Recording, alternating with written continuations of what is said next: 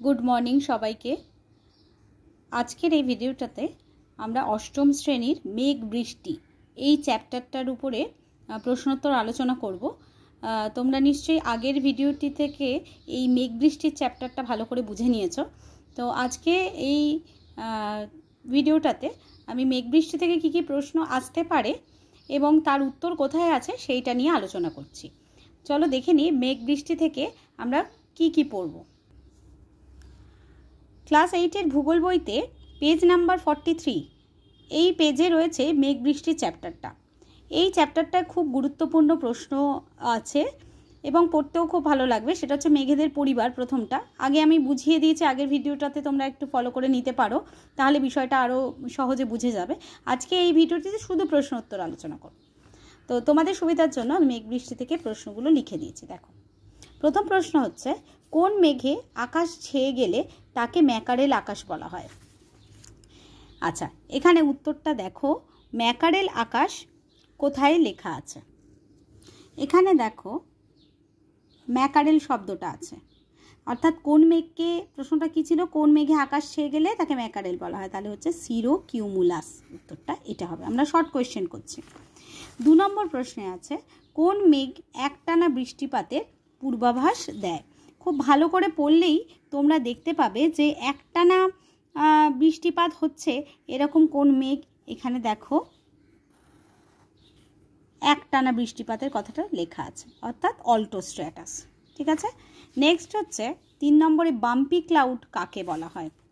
একদম লাস্টে দেখো বাম্পি ক্লাউড আছে, অর্থাৎ স্ট্র্যাটোকিউমুলাস মেঘটাকে বলা হয় বাম্পি ক্লাউড। এক কথায় উত্তর। কেন বলা হয় সেটা তো এখানে আগের ভিডিওটাতে বুঝিয়েও দিয়েছিলাম। আচ্ছা, পরের প্রশ্নটাই চলে যাই। এখানে দেয়া আছে, কোন মেঘকে বজ্রমেঘ বা থান্ডার ক্লাউড বলা হয়? এই উত্তরটা আমরা পাবো পেজ নাম্বার 44-এ। এখানে দেখো 44-এর এই অংশটাতে দেখো বজ্রমেঘ বা থান্ডার ক্লাউড দেওয়া আছে। এটা কোন মেঘকে বলে না? কিউমুলো নিম্বাস মেঘকে। ঠিক আছে। নেক্সট, পরের প্রশ্ন, মেঘের সৃষ্টি কিভাবে হয়? এর উত্তরটা পাবো পেজ নাম্বার 45-এ।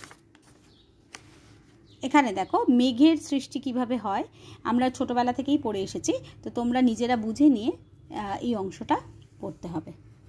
এখান থেকে এতটা দেখতে পাচ্ছ আশা করি। আচ্ছা, পরের প্রশ্ন হচ্ছে, শিশিরাঙ্ক কি? এখানে এই বক্সটা খুব ভালো করে পড়তে হবে, যে তাপমাত্রায় বায়ু সম্পৃক্ত হয় তাই হলো শিশিরাঙ্ক, অর্থাৎ এখান থেকে এতটা। পরের প্রশ্ন, সম্পৃক্ত বায়ু কাকে বলে? 7 নম্বর, এখানেই দেয়া আছে সম্পৃক্ত বায়ু। বিষয়টা বোঝানো আছে আগের ভিডিওটিতে, তোমরা আরেকবার দেখে নিতে পারো।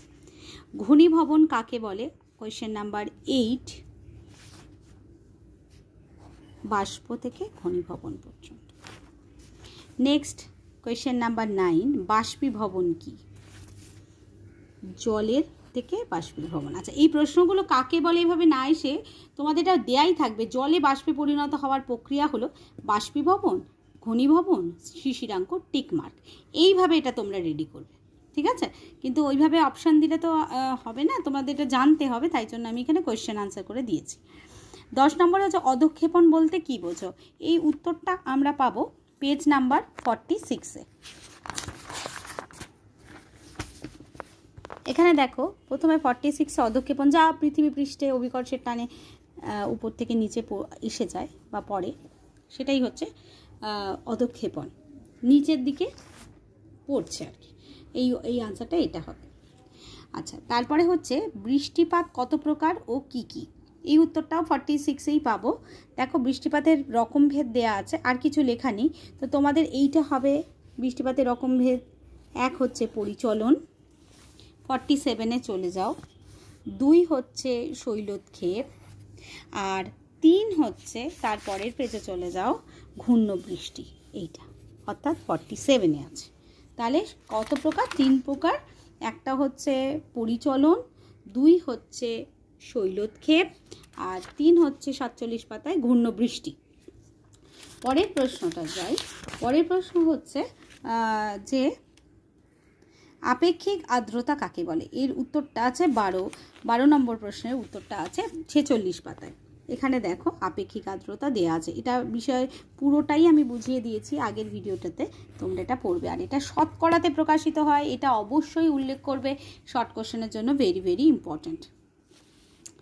পরের প্রশ্ন হচ্ছে পরিচলন বৃষ্টিপাত কোথায় দেখতে পাওয়া যায়?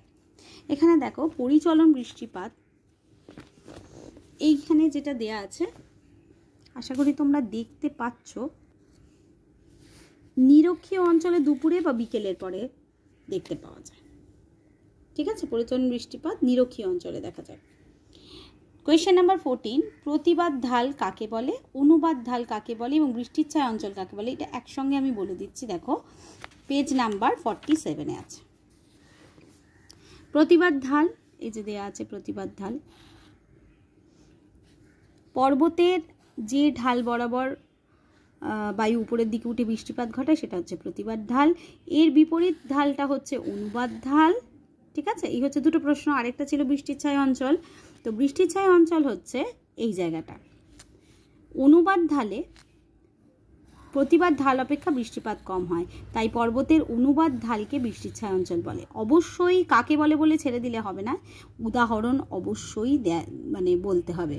সেই উদাহরণটা কি হতে পারে? যে দক্ষিণ আরব সাগরীয় শাখা পশ্চিমঘাট পর্বতে বাধা পেয়ে পশ্চিম ঢালে প্রচুর পরিমাণ বৃষ্টি ঘটে, কিন্তু পূর্ব ঢালে অবস্থিত দাক্ষিণাত্য মালভূমির অংশে কম বৃষ্টিপাত ঘটায়। তাহলে বৃষ্টির ছায়া অঞ্চল কি হলো? পশ্চিমঘাট পর্বতের পূর্ব ঢাল।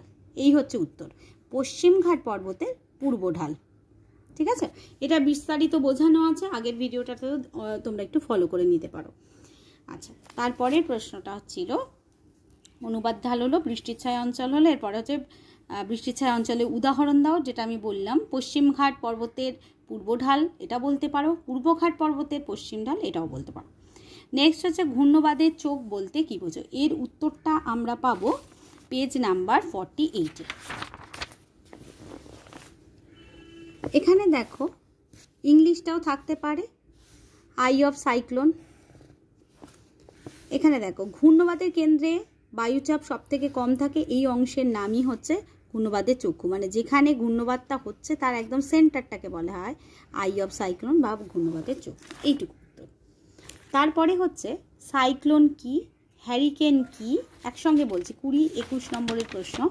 22 টাইফুন কি? এই তিনটে কাকে বলে এখানে দেখো দেয়া আছে।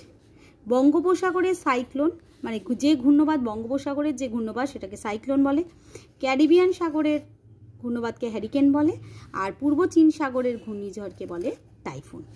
ঠিক আছে, এরপরের প্রশ্ন হচ্ছে দেখো 23 নম্বর, ডিজেল কি? এর উত্তরটা আমরা পাবো পেজ নাম্বার 49-এ। এই হচ্ছে গুড়ি গুড়ি বৃষ্টির ইংলিশটা আছে ডিজেল। গুড়ি গুড়ি বৃষ্টি না দিয়ে ডিজেল যদি বলে তাহলে তোমাদের উত্তরটা হবে এই খুব ছোট জলকণা থেকে এই পুরো অংশটা। পেজ নাম্বার 49-এর ফার্স্ট লাইনেই আছে। পরের প্রশ্ন হচ্ছে স্লিট কি? দেখো ঠিক তার পরেই আছে স্লিট। তাহলে স্লিটটা কি হচ্ছে? জলকণা ও তুষারকণার আংশিক মিশ্রিত রূপ। পরের 25 নম্বর হচ্ছে শিলাবৃষ্টি কাকে বলে? শিলাবৃষ্টি কাকে বলে এখানে দেওয়া আছে, একদম এখান থেকে এতটা হবে, যেটা এখন খুবই দরকারি। আচ্ছা, বৃষ্টিপাত 26 নম্বর হচ্ছে বৃষ্টিপাত কোন যন্ত্রের সাহায্যে পরিমাপ করা হয়? একদম বইয়ের পেজ নাম্বার 49-এ নিচে চলে যাও, তাহলে দেখতে পাবে বৃষ্টিপাত মাপা হয় রেন গজ যন্ত্রের সাহায্যে। খুব ইম্পর্টেন্ট, শর্ট কোয়েশ্চেনের জন্য অবশ্যই করতে হবে। এরপর হচ্ছে সমবর্ষণ রেখা কাকে বলে? এর উত্তরটা হচ্ছে ঠিক তারপরেই দেখো দেয়া আছে, পৃথিবীর বিভিন্ন জায়গায় বৃষ্টিপাতের পরিমাণ আলাদা, যেসব জায়গায় বৃষ্টিপাতের গড় পরিমাণ এক তাকে বলা হয়। সেই সব লাইন মানে জায়গাগুলোকে যে মানচিত্রে যে রেখা দ্বারা যুক্ত করা হয় সেটা হচ্ছে সমবর্ষণ রেখা। ঠিক আছে, এই হলো তোমাদের শর্ট কোয়েশ্চেন। এরপরেও টিকা হিসাবে দুটো করতে হবে, পরিচলন বৃষ্টিপাত এবং শৈলোৎক্ষেপ বৃষ্টিপাত কাকে বলে এবং তার ছবি অবশ্যই দিতে হবে। তোমরা তোমাদের বই থেকে দেখে নাও, পেজ নাম্বার 46-এ যেটা আছে পরিচলন বৃষ্টিপাত, পুরো প্যারাগ্রাফটা করে এই ছবিটা দিতে হবে এবং পেজ নাম্বার 47-এর পুরোটা লিখে এই ছবিটা দিতে হবে। যদি বইয়েরটা করতে অসুবিধা হয় তাহলে তোমরা আমার আগের ভিডিওটা দেখে নিতে পারো এবং সেখানে ছবি এঁকে সুন্দর করে বোঝানো আছে, সেখান থেকেও তোমরা লিখতে পারো। আশা করি এই চ্যাপ্টারটা সম্পর্কে তোমাদের ওয়াকিবহাল করতে পারলাম এবং কি কি প্রশ্ন আসতে পারে সেই সম্পর্কেও একটা ধারণা হলো। তোমরা এই প্রশ্নগুলো হেডিং দিয়ে, চ্যাপ্টারের নাম দিয়ে হেডিং করে একটা প্রশ্ন একটা উত্তর করে তৈরি করো, তাহলে সেকেন্ড সামেটিভের জন্য তোমরা অনেকখানি এগিয়ে থাকবে। আজ এই পর্যন্ত, ধন্যবাদ। যদি কোনো অসুবিধা হয় কমেন্টে অবশ্যই লিখবে।